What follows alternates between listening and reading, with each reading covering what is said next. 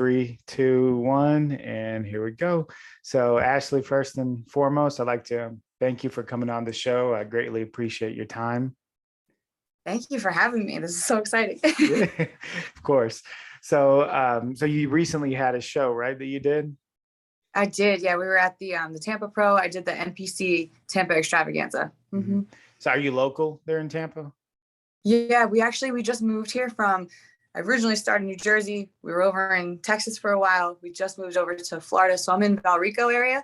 Oh, So okay. Tampa's right Yeah, for you. I'm gonna adjust this camera just a bit. Okay. Yeah, I actually pretty familiar with that area. My wife was born in Brandon, so Beautiful. yeah. So we're hoping at some point. We're in Nashville, Tennessee right now, but we're hoping at some point move back there. So Please do. I mean, you can't beat the skies here. It is oh just yeah, amazing. weather is awesome. It's great for bodybuilding and just training in general. So Yeah, and everybody is so happy. That's something you can't beat either.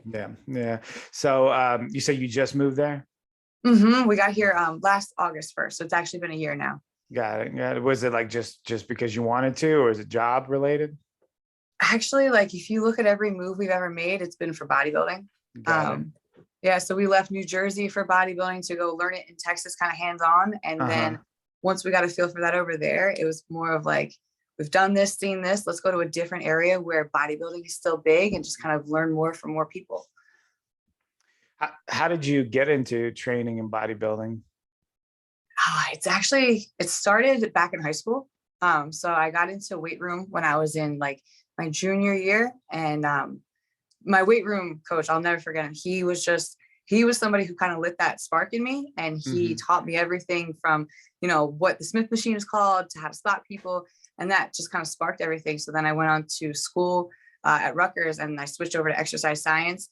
And when I came home, I decided I want to be a personal trainer. I want to learn bodybuilding. Hmm. And then it just kind of took off from there. So, I mean, there's a lot of people that train, but then there's like a different niche, amount of people that actually compete, step on stage. At what point did you decide, okay, well, like I want to go beyond just training and being fit and teaching other people how to be fit. I want to actually like become competitive. I think it was because I've always been an athlete. When I was in high school, I did a lot of all-star cheerleading. I was part of crew. So being a part of competition was always my thing. And then once you get out of school, you kind of lose that as an adult. You don't really have those events to go to anymore. So when I started my Instagram, you start to see like all of the bikini competitors. I think Marissa Bish at the time, I Mhm. think was her Instagram name. She was one of the first people I saw. And seeing somebody as an adult be able to put themselves through a prep, through a competition, there was something about that just kind of really attracted me. It meant that I didn't have to just graduate school, get into a job, and be done with being an athlete. I could go on to something more. And so I was somebody who kind of got into running. I did half marathons and all these things. And at some point, those things didn't excite me anymore. And I wanted something that was more lifting, more on that weightlifting side of things. So I don't know if it was the sparkly bikinis or what that kind of pulled me in, but there was just this draw to it about being solo and still being able to compete, that it was a new challenge, and I wanted to just dive head in. So I knew nothing about it at the time. And I think that was another thing that kind of sparked it, was I have to learn from the bottom, and I have to start at the very, very bottom and work my way up. It gave me a goal to reach towards. So I think that was really it. It was just, I knew nothing about it, and I saw so many people doing it that I had to be a part of it.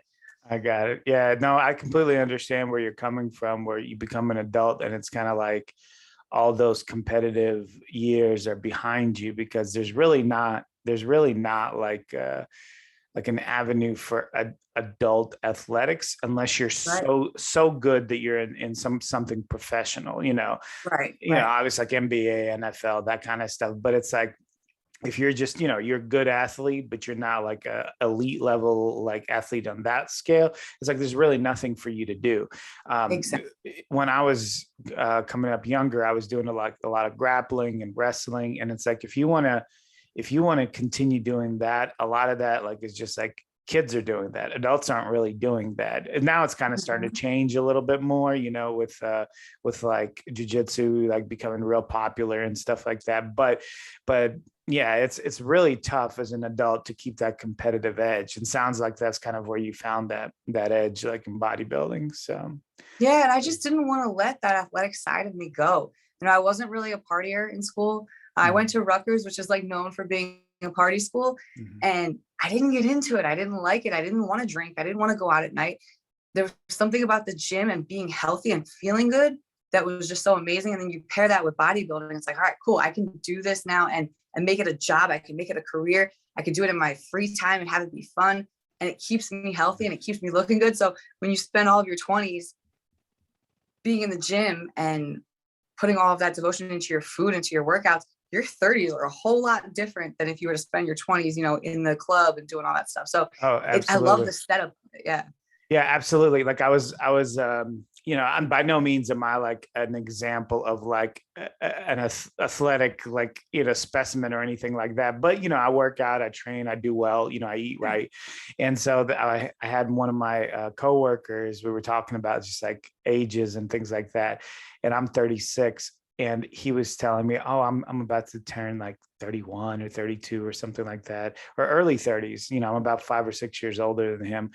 And I'm telling you, he looked like I had no idea. He looked like he was 10 years older than me. And it's like, but that's part of it is genetics, but a part of it is your lifestyle, like how you lead your life. And it makes a huge difference. You see people that are in their 50s and some of them, like, they look like they're like falling apart, and then other people in Mm-hmm. their 50s look incredible. They're Yeah. just, so it's a big, the way you lead your life makes a huge difference. So Absolutely. I was afraid of aging when I was little.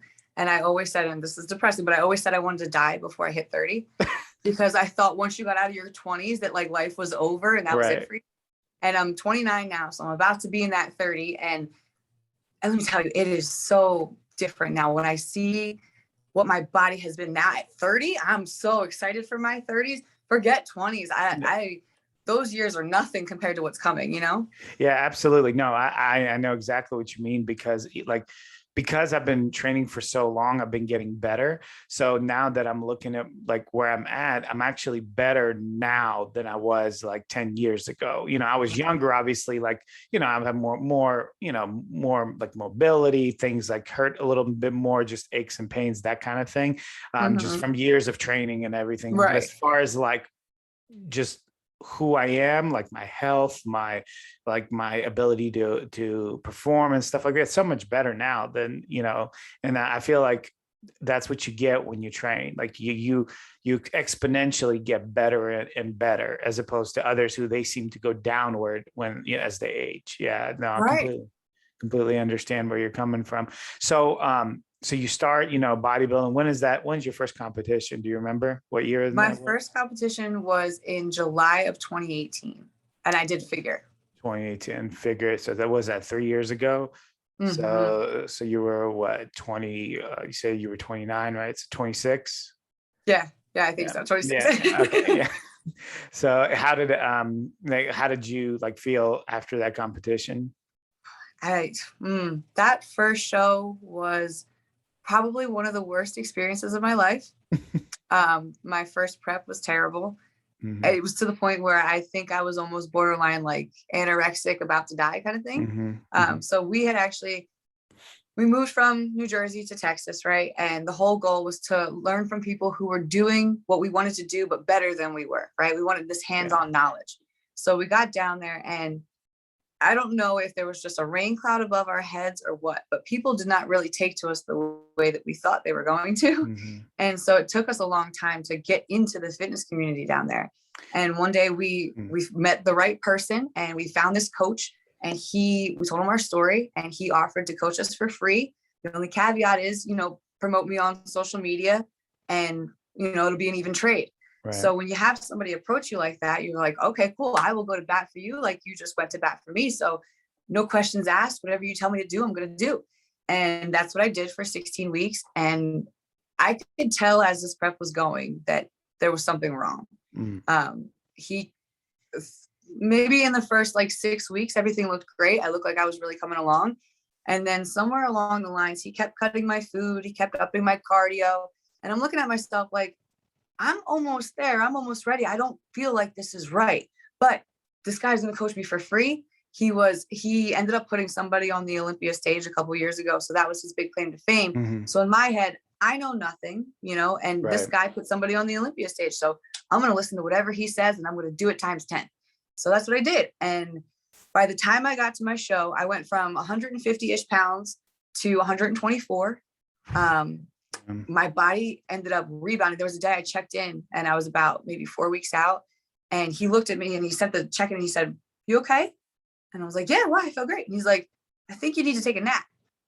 And I looked at this picture now and you could see my belly started to come out. I had these bags under my eyes. I looked sad and I had no idea that's what was happening. Yeah. And so I continued on with prep and I continued to put my trust in him, and I blamed myself. I thought that I had done something wrong somewhere along the way. Even though I followed the plan to a T, I really thought that it was my fault. Mm-hmm. And my life was very stressful at the time. We weren't able to really afford competing. So at the same time, I was selling everything in my closet to try and get the food that we needed. I had sold all my clothes. I sold my computer. I sold everything to try and make the show happen. So I was stressed out, but I didn't take that. I guess I internalized that as that's why my prep was going wrong, was because I was stressing myself out. And that's why my hair was falling out. And that's why I was shaking the way that it was. So I blamed myself for everything. I continued on with the prep. I went to the show. And as we got closer to the show, the feedback I was getting from people went from, "You look great," to, "You're probably going to come in last, and you look a little small, and the girls are going to be bigger than you." Mm-hmm. And this was heartbreaking because this was years that I had been prepping for this. Like, people think that, they go into a 12-week prep and they're like, "Cool, I get to go on stage." I had been trying this for years. In my head, I was in a 3-year prep, Right. And so I powered through. I go to the show. The second I step off stage, my coach comes up to me and he goes, "I'm sorry." And that's all he had to say was, "I'm sorry." Mm. And I still, at the time, was not seeing anything wrong. And they ended up putting extensions in my hair just to try and hide the fact that I was losing so much of it. Yeah. Like, looking back, there were so many things they did to try and cover up what was happening, and I didn't even see it. So stepped off stage. He told me I'm sorry. And then after the show, he basically completely cut us off. Mm. He just acted like we didn't exist anymore. And 3 days after the show, I went from 124 pounds to 200 overnight. Wow. I had pictures that I could show you one day. And it was the most traumatizing thing that has ever happened to me. This was everything. I put all my eggs in this little bodybuilding basket. You gained almost like what? Like, what's that? You said 200. So it's like 70 pounds or something like that? Like, yeah. Wow. Because the way that he had dieted us was so strict keto. Mm-hmm. And the last month, he basically had me on just protein. So he pulled all the fat, he pulled all the carbs, he pulled everything.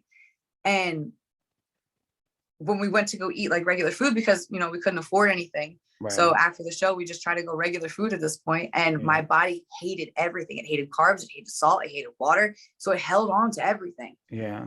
And I was so embarrassed because the people that had seen me earlier in the week, I looked okay because I was 124 pounds. Right. But by the end of the week, I was a completely different person. And so I was afraid to go out of my house. I was afraid to go back to work. I didn't step in the gym for another 8 months. It completely destroyed me as a person. I felt like I knew nothing. I was worth nothing. Bodybuilding was never going to be my thing at this point. And it just I thought it was going to be something that it left and never came back. Mm-hmm. And so we took our 8 months off and we just kind of tried to recuperate mentally and get my life together and all those things. And we slowly got our way back into it. But man, that first show, even down to the suit, down to the tan, the people that I had been working with, they blew me off every step of the way. So that first show from top to bottom was awful. Yeah. Wow. What a story. That's so crazy. But that's kind of like a big problem with the fitness industry is the unscrupulous, like, people, especially like coaches. You hear about it all the time, not only like in situations like yours where, you'll pay and then they'll do almost nothing. But also actually like yours is that they can really hurt you by their kind of protocol and their supplement regimen and their training and diet. It's, because you're literally affecting someone's health. I was talking to a guy just recently on my podcast, and he was saying that how he feels like it's kind of inappropriate for people to start like becoming like prep coaches just randomly like that. Mhm. There should be something like some kind of standardization, because what happens is you're not, this isn't like just like football, you're teaching somebody how to throw or whatever. Yeah, this is, you're affecting somebody's health, not just for their stage, but also just regular life, which is kind of like what you went through. Like after the show, you have to deal with, everything. I can't imagine the uncomfortability that you had of having so much weight. I imagine a lot of it was water, probably. You're holding a lot of water. Oh yeah, you could actually feel it coming out of my legs. So I had to roll myself out of bed. If you looked at my calves, if you squeeze them hard enough, you can kind of feel the water come out of them. And that didn't go away for a Unbelievable. really, really long Ooh. time. And unfortunately, now that I've been posting my story a little bit more, all of his past clients, all the females are coming around and they're all saying, "Hey, I felt the same thing and I had no idea. I thought I was the only one." And Yeah. I've had about 5 or 6 girls reach out to me and say they experienced the same thing. And I'm looking at them and they're now where I was after the show. So I'm watching all of their weights balloon. Happen again. Yeah. It's a Mhm. cycle. Man, what It's a, heartbreaking. It's yeah, really sad what, because competing can be so fun. It yeah. doesn't have to be like that. Right. Yeah. That's crazy. And so your husband was also coached by him. What was his experience? Yeah. Same. So my husband did classic physique with him. And as much as he had a better experience, it was just as bad. I mean, it got to the point where for the last month, he was basically being starved too, Mhm. just to make his weight. And he came out maybe better than I did. He ended up winning his show. So his physique held up a lot better than mine did. But same thing, when we got done, all the things that you need to repair after the show, the coach basically said, "I don't know you guys anymore." Right. And Right. he didn't help with any of that recouping, I guess. Yeah. And Yeah. so he had a similar experience where his weight went up, he was holding water, and he was right out of the gym with me for 8 months. So he felt that, and that almost I think would be harder because he came Yeah. from this high of winning his class to boom, now you're out of the gym for 8 months. I already knew I was going to lose. So I was kind of already preparing for not being there. Right. But he thought, this was going to be it for us. This is everything we worked for. You're going to win your show. You're on stage. People are going to see you now. And he did win. And then nothing happened. And then we were Yeah. out of the gym. So it was almost a bigger Unbelievable. downfall than mine. For sure. No, yeah, he had a higher platform to fall off of. Yeah, Exactly. that's crazy. That, forget that guy, whoever that coach is, somebody needs to just completely out him, because he does not need to be, coaching anybody. And then, with women too, it's like it's so much more. And I'm no coach, at least not to that level. I mean, I help people here and there, um, but like with women, you really got to be careful, because they're Mhm. so much more sensitive to, like, Yes. to everything. So, and men have it to a degree as well. You can really mess up a guy, but it seems like men aren't as sensitive to all the different changes, and women are. And it's like you got to be really cautious with how you prep women. It's I've seen some bad ones. That's a pretty bad one. That's about as bad as I've seen, as far as like the bounce back from a show. Like 70 Yeah. pounds is a lot of weight to gain in a few days. Yeah, and I mean, when I was coaching with him, there were girls that had been previous clients of his that were saying, "Oh, he's gonna trash your metabolism," and I was like, "No, he's not. He knows what he's doing." And so then afterward, when it happened, I just felt so stupid that I didn't listen to these girls. Yeah. But the kicker is, I've seen this coach on Instagram since, and he is now giving hormone therapy to people. So he's Yeah. offering to help them with hormone therapy, which I think is completely ironic. Yeah, that definitely don't. If he can't even coach you like to like a simple basic show, NPC show, then definitely don't take anything that's hormone related or drugs that he Right. recommends. Yeah, that's a good way God. to mess yourself up for sure. Yeah, I Crazy. wish somebody would just grab a hold of this dude and say, "Get off the internet, stop it with the coaching," because thinking about how many people he's got his hands on since we left, it Yeah, breaks my heart. And I'm not somebody that wants to sit here and trash anybody on the internet. That's why I yeah. haven't thrown his name out there. Right. Yeah. But at the same time, I just wish there was something I could do to make sure nobody ever signed up with him again. So if Yeah. anybody ever wants to know, please feel free to DM me. I'll let you know who it was. Yeah, no, definitely. I completely understand like the two aspects of like, you don't want to necessarily get involved with this again because you're kind of over it. It's, it's in the past. You don't want to start going down that road. But at the same time, yeah, if anybody is, wants to know, they should contact you, because you definitely don't want to get with this guy. That's And it just terrible. goes to show that when they put their qualifications out there and say, I'm an IFBB Olympian level coach, take that with a grain of salt, because it could have been a fluke that person stepped on that stage. It's just, when they have the right genetics and they look really, really good and they put a lot of effort in before that coach touched them, maybe that's why he got to the stage, because this guy was already pretty much built before this coach messed him up, Right. So, yeah, that's always the question, right? It's like, who gets the credit? Like does the athlete get the credit, or does the coach get the credit? And I tend to really give majority of it to the athlete, because the athlete is the one that's training hard. The athlete is the one that's, that's got the genetics. And it's like, if you like, anybody coaching Ronnie Coleman would have made an Olympic champion. So it's like, it doesn't matter. But I do believe coaches do play a part in a lot of like facets of that progress. Yeah. But sometimes you just have people that are like that. They're just trying to get paid, and they don't care, what happens to people. Yeah. So that's unfortunate. Absolutely. So I see now that you're in wellness now. What made you transition from figure to wellness? So when I competed in figure, wellness wasn't around yet, at least here in the States. I know it was kind of overseas already, but I had always been known for my legs. I was a dancer. I was in cheerleading, and everyone always told me, you have these big dancer legs. They're beautiful legs.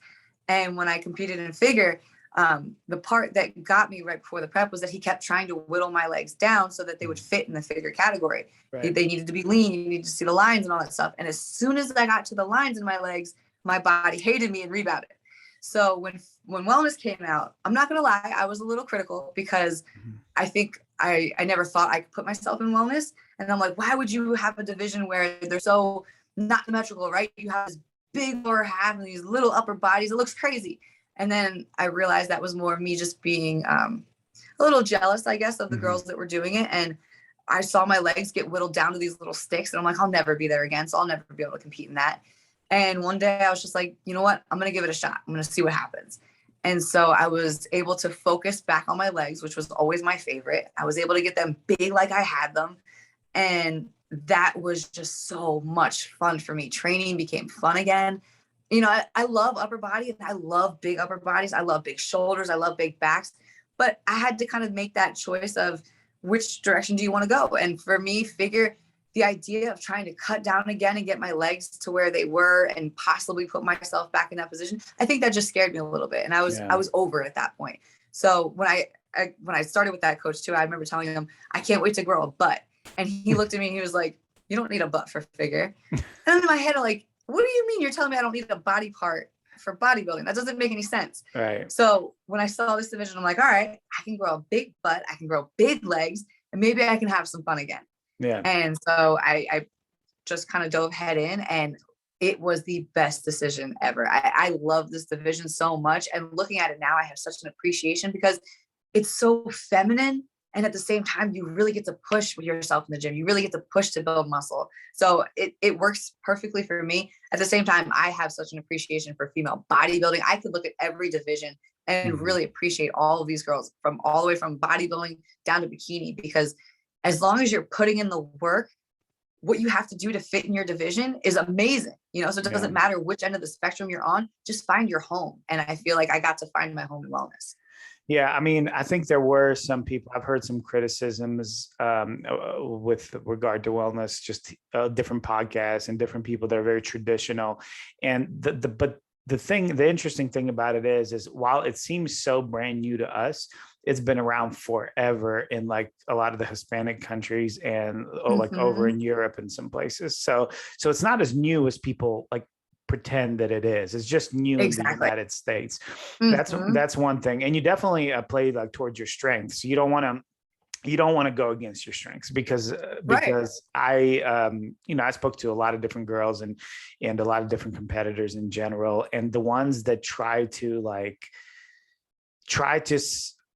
how can I put this, cut down whatever is the best of them to fit into a division, they never do well because there's other people that are in that division that are genetically inclined for it. So they'll never beat those people. So you have to kind of like play towards your strengths where you're going to be the elite level. Like, like you said, you have bigger legs. It makes sense to go a division that recognizes that as a good thing, Right. So, And I've always heard, so like when I was just kind of picking up on people, and what they say about being in the NPC, being in IFBB for a long time, you hear a lot of the pros say, don't get lost in the judging. Don't get lost in what they want you to build for your physique, because you could come to a show and they say, make these changes, right? And then you do all those changes and you go to the next show and they say, reverse those changes. We didn't want those changes. So it could be so hit and miss when you start living for the judges. I feel like that's how you're going to set yourself up for failure in bodybuilding, but if you can, obviously take their criticism and take their feedback, because part of the thing is, if you're going to be in the game, you got to play the game, right?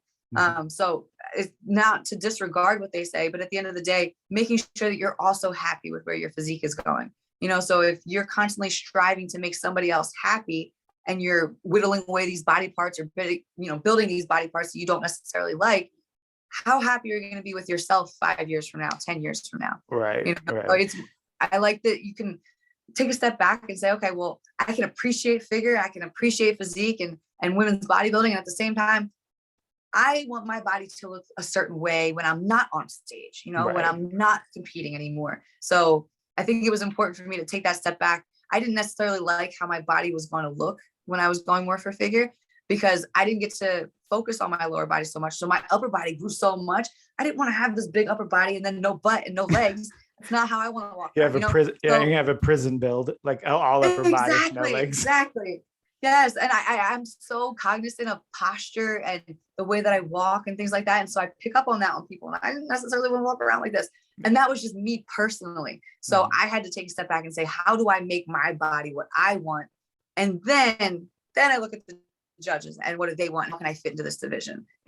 Right. Yeah, no, I think you hit the nail on the head when you said, and I haven't, I guess it should be like simple to understand, but I think you said it just right when you said that wellness is very feminine, but at the same time, because I don't think anybody could deny it's not feminine. And then at the same time, you have the opportunity to grow. And it's like, that's rare, because it's like a lot of these female divisions outside of like, like real extreme, like physique and bodybuilding, like you have bikini and figure, you're generally not like particularly growing much. I mean, if you're really small, maybe, but in general, they're divisions designed to get leaner, like lean, small. Condition. Yeah. Condition. And so this allows you to like really grow. And as far as like the judging, yeah, definitely, like you want to be measured, because like you said, what they say counts, but you're on stage at one moment of your life. You're in your body like every other moment, besides that. So it's like you want to look how you want to look. And if right. It's one of those things. So absolutely. And still being able to appreciate all these girls. When I went to the Tampa Pro this last couple weekends, being around these female bodybuilders was the first time I got to see them in person, because it was a Wings of Strength event too. Right. So how they're starting to bring all that back. Yeah. Man, these girls are beautiful. And when I just looking at them, it gives me chills thinking about them, because their personalities match their faces and their bodies, and they carry it so well. So you can see that's their home, that's their division, And so I think it's beautiful with bodybuilding that they have so many divisions and you can find your spot in there. Right. But I think it's really important that people appreciate all divisions, like I can sit here and I can look at a bikini girl and I can see how much work they put in. And I can sit on the other end of the spectrum and see the other side, how much work they put into women's bodybuilding, So it's really nice to be surrounded in a community of people that understand all aspects of femininity and how strong you can be and how muscular you can be and also how tiny you can be. You know, I think that's a beautiful thing. Absolutely. I was going to backtrack a little bit. You said, well, let me ask you this. How easy was it to break into the fitness industry there in Tampa? Because you said, did you say New York? Was it difficult? Which I forgot which state that you said. Then we started in New Jersey. New Jersey. New Jersey was easy because at the time bodybuilding wasn't big in New Jersey. So they only had a couple shows. It was in like Teaneck. I knew 2 of the bodybuilders in South Jersey. One of them worked at the grocery store and one of them was getting kicked out of every gym that was there. So it just wasn't big there at the time. And that was back in like 2014. And so we moved to Texas where it was like huge. And they did not like us over there. They were Texans like Texans is all I can say. Yeah. And they do not like North anything. So that's where it was kind of hard to get into. No matter how hard we tried to be friends with people, it just kind of seemed like if you didn't know the right people, you really weren't going to be accepted at any point. So that was kind of. I was going to ask before you go on, but what kind of things would you like run into? Do you remember like any examples or anything like that? Like, I'm just trying to imagine like what that looks like, you know? Yeah. So we, I'm going to put this in a nice way. We started working at like a Lifetime, right? Very ritzy, fancy gym. And so not a whole lot of like extreme bodybuilders, right? Different kind of vibe. Those were more of like the social media stars in Lifetime. And so they had their own little attitude that you couldn't really be friends with them. And then when we found a different gym that was more of like a hole in the wall, like your dirty old school gym. And that's where all the bodybuilders went. And I remember, and I won't drop any names, but there was a guy who was up and coming, very, very well known at the time. And he trained in this gym. He has coaches in this gym, and we would get kicked off the equipment for this kid. And we would have to pull his weight off the equipment for him. And people it was so weird because people on Instagram were just giving them so much love. And we're looking at them like, these people are really mean. Like they don't say hi. They don't want to be friends with you. And it's because we were little peons, you know, we were nothing. We were these little, I don't know, little twerps coming in trying to learn bodybuilding, and we knew nothing and we looked like nothing. So therefore they treated us like nothing. Yeah. And it just made it so obvious that there was a divide in there.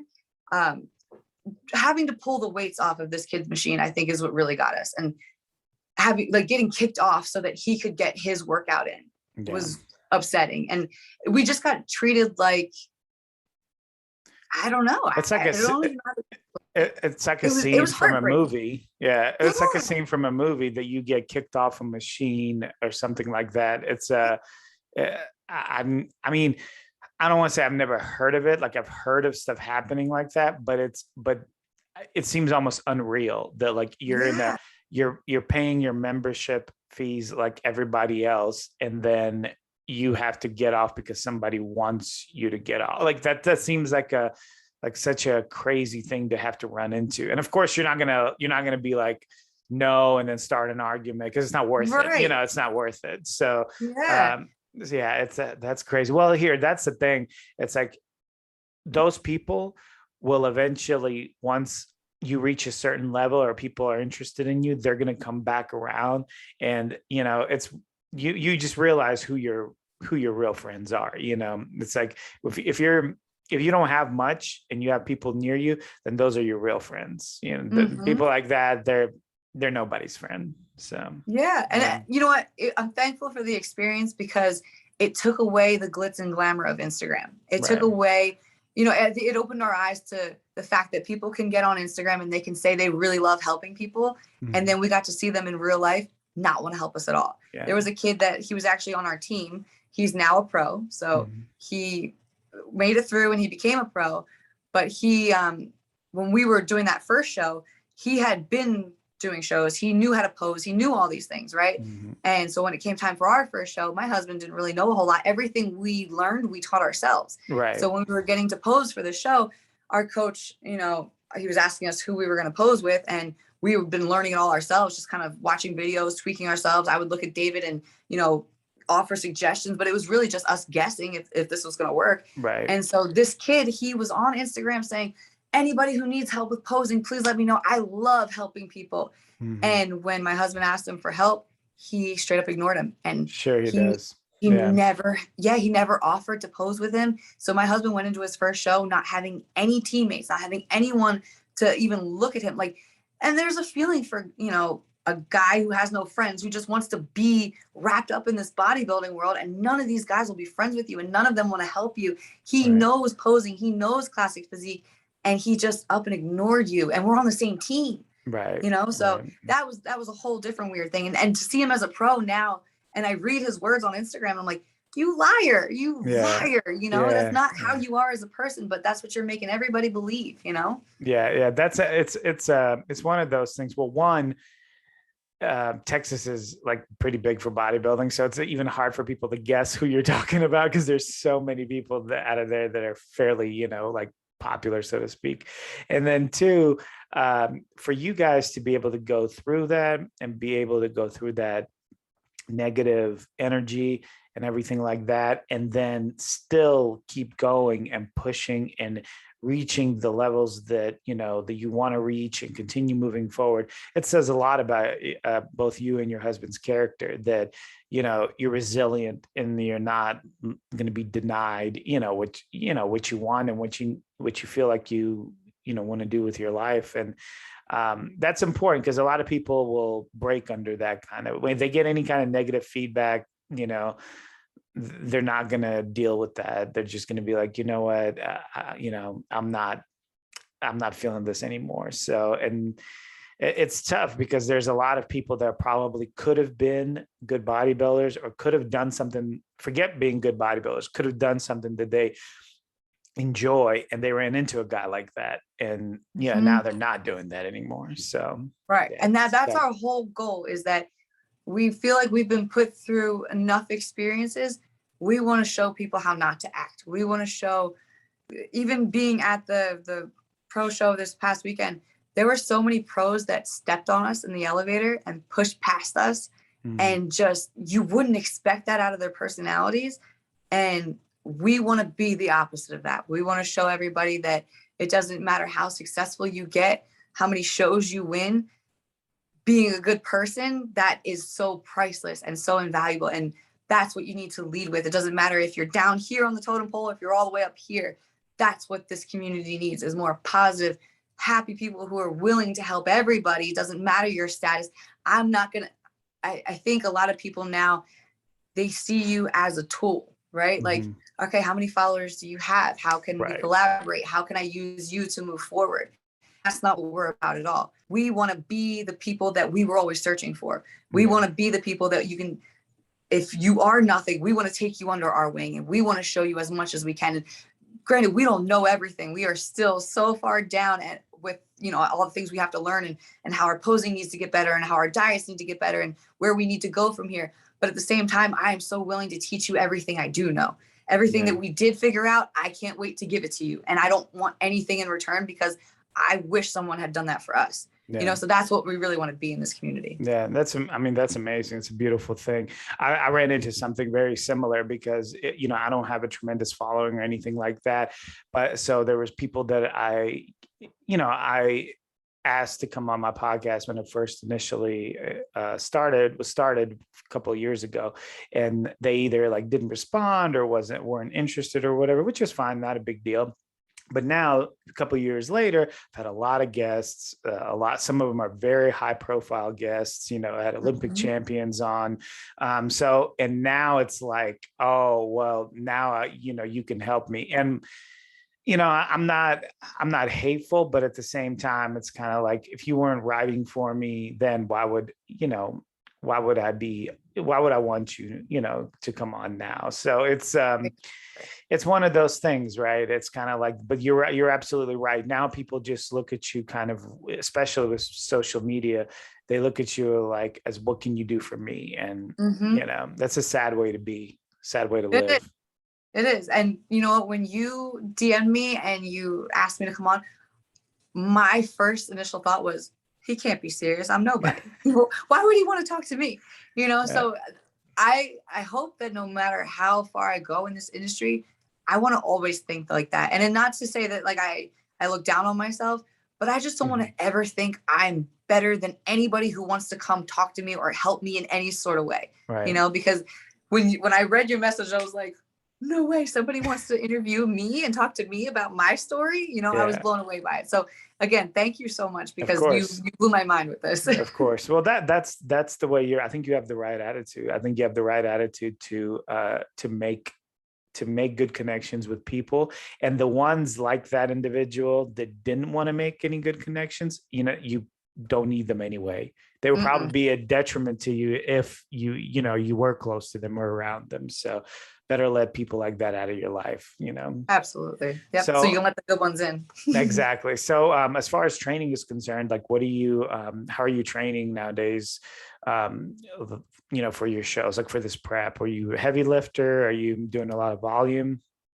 So my take on lifting has always been, let's go heavy. Let's go Mhm. heavy. That's where we had fun. So when me and my husband first met, we were both trainers at a little small town gym, and we would close the gym at 10 o'clock at night, and we would stay till 4 o'clock in the morning, just training and just doing the dumbest things. And I went to Rutgers for exercise science. I took Mhm. certifications. I've learned the book way of doing things.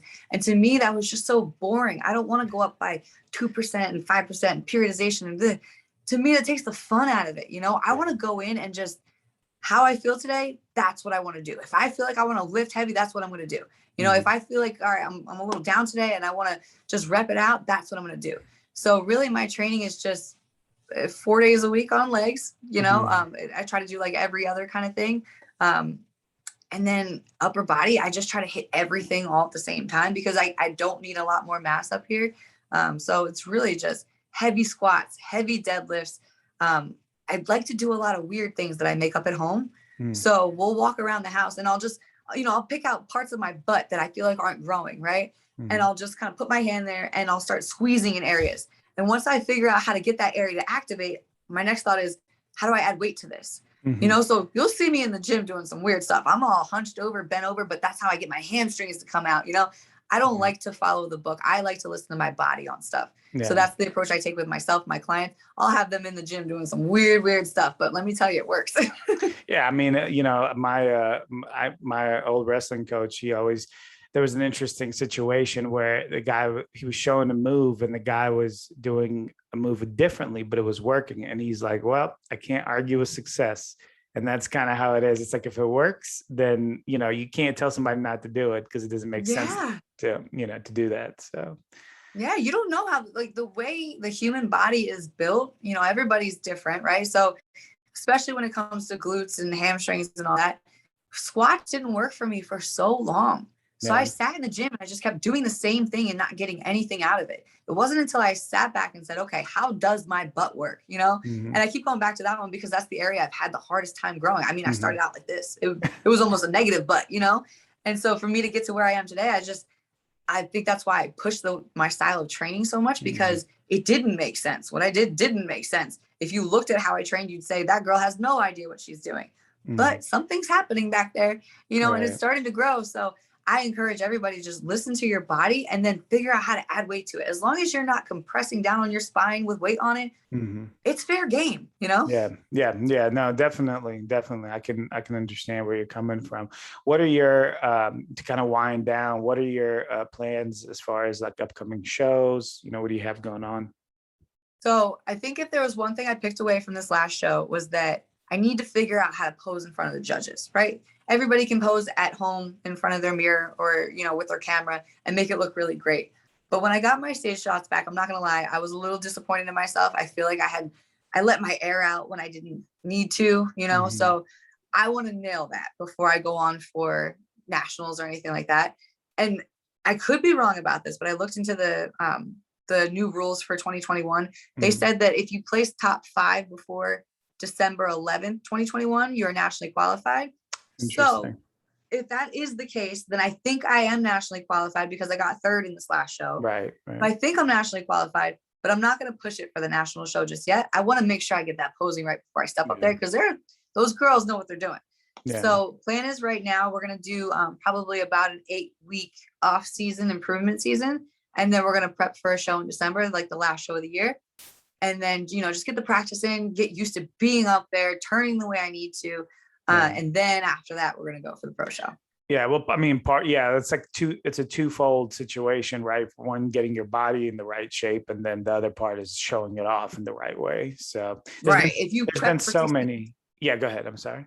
No, you're gonna if you prep for 16 weeks and you get up there and you don't know how to turn, it all goes out the window, you know? Right, right. Yeah, there's been so many bodybuilders that just don't pose well, and it's like they have great physiques and they look great on like just in regular pictures or when you see them, but they can't seem to do well on a show. A lot of it is just because they're just not turning correctly, you know. Yeah. So yeah, It's a whole different vibe when you're up there and you know, it goes so fast and it is just so like, I don't know, out of body experience that right. I don't want to ever feel that lost again. Like that when I stepped off stage, I was like, oh, I don't know if I hit this right. I don't know what my body was doing. And I got great feedback from, you know, my family, but I didn't know how I actually looked on stage. So Sure. I want to know when I go on stage that I am hitting everything the exact way that I need to, and that my posing is what I see in my pictures. You know, I don't want, Yeah, I absolutely. guess that was something that also made me nervous going into the show was I don't want to be somebody who's known for my Instagram angles, you know? So when I take my pictures, no filters on there because I don't want to have, you know, pretend lines that aren't there in person. Right. I stand in front of my window so I get all the sunlight on me. And I don't want to be somebody who's known at really good Instagram angles, but you can't do that in person. Yeah. You know, I don't want people to come up to me and say, wow, your legs aren't as big as you make them look online. So my whole goal is to give you exactly what I look like in real life and on stage and vice versa. Yeah, there's a lot of that. That's another big problem, right? There's a lot of that, especially for people that don't compete, is they'll look at these guys and girls that look absolutely astonishing, and it's, you know, and they don't quite look like that all year round. And so like it gives this false sense of like understanding for people that are just getting into fitness. They become sort of kind of disillusioned or depressed because they're not reaching those like levels, but they don't understand that that's not like how this individual looks all year round. That might not be how that individual looks right at that moment either, you know. So just depending on the pictures. So yeah, it's a big issue. So do you and your husband compete at the same shows? Do you do you preps at the same time? Yeah, so every time we've gone so far has been together. Honestly, I don't see us ever doing it separately, only because I don't know if he could handle me eating regular food and him being in prep. I know I could, but I don't think he could handle it. Yeah. So I'm not going to put that on myself to have to deal with him. There was a time where I got more cheat meals than him, and that was a nightmare. So yeah, never doing that again. But, you know, also at the same time, it is such a blessing to be able to do this with my husband from start to finish. We grew together through the sport, and that he's my coach, and we prep together, we train together, we do it all together. And I know there are so many people that they can't even go in the gym to do regular workouts with, you know, with their partner. Right. So I take that as a full blessing, and I always want to have that because I know how rare that is. And I think it just gives us a bond that, you know, is special, you know? Yeah. No, I completely understand where you're coming from, because I used to work out with a partner. There's just a buddy of mine, and we had a good time for a while, but then I got my wife into like training with weights and, you know, more or less bodybuilding.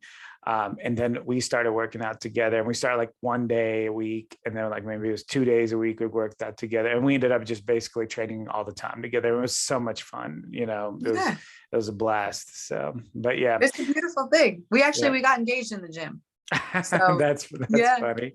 We met in the gym, and when he proposed, it was at the end of our shift. We closed down the gym 10 o'clock at night, and he told me, he was like, go pick up the weights in the back. And I was like, I just worked all day. I'm not picking up any more weights. I'm done. And he's like, go pick up the weights in the back. So I go to the back, and he had "Will you marry me" written with chalk on the mirror. He had my ring on a dumbbell sitting on our favorite bench, you know, and we did our engagement pictures in the gym. Everything has always been in the gym. So that's our place. That's actually pretty cool. Like it sounds about right. As like, if you're into fitness and training, then why not go ahead and like make one of the most memorable moments in that same time, you know, in that same place as well. So absolutely. It cool. Melted my heart. It was the best. I couldn't have asked for a better proposal ever. Very cool. Well, Ashley, again, thank you so much for your time. We did almost an hour, so I won't waste your time anymore, but I'm going to go ahead and link everything at the bottom as far as your Instagram and everything like that for people that, want to check you out and maybe get some pointers and reach out to you. So, Thank all you right. so much. And thank you so much for taking the time to talk to me. This was so much fun. I could talk to you all day. Awesome. Great. Well, you take care. Have a good evening. You too. Bye. Bye.